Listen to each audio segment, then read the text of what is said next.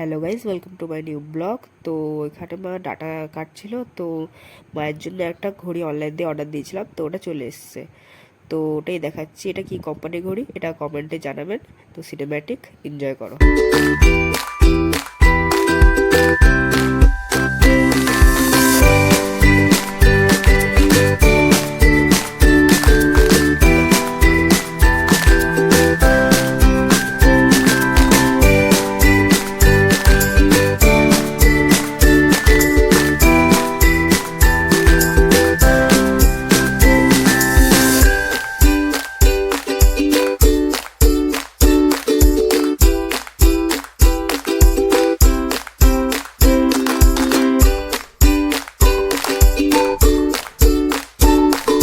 তো সিনেম্যাটিক তো এনজয় করেছে। এখন বাজে দুপুর 2টো, আর মা আমাকে একটা কাজ দিল, সেটা হচ্ছে গিয়ে একটু তরকারিটা নাড়িয়ে দেওয়ার।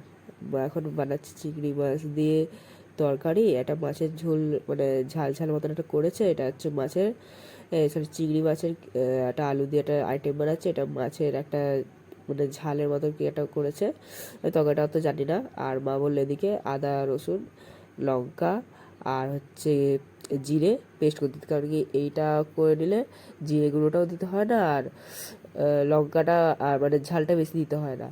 আর হচ্ছে আজকে সকাল দিয়ে বৃষ্টি বৃষ্টি হচ্ছে, আর এই বাইরের ভিউটা দেখাচ্ছি। সকাল দিয়ে বৃষ্টি হচ্ছে, এখন তাও একটু কমেছে হালকা হালকা, তাও ঝিরঝিরভাবে পড়ছে, তাও দেখাচ্ছি।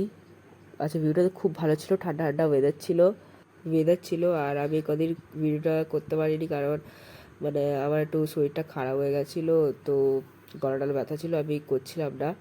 তো ততক্ষণে পেস্টটাও আমার হয়ে গেল। এই দেখো, এটা ছিল আগেরটা, এটা এখন করলাম, দিয়ে মা ওতে দিয়ে দিল হচ্ছে মানে আদা রসুনের পেস্টটা।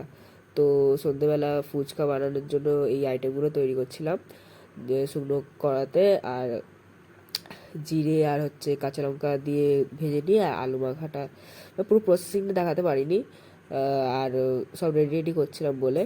তো আমরা এখন খেতে বসবো, সব রেডি হয়ে গেছে।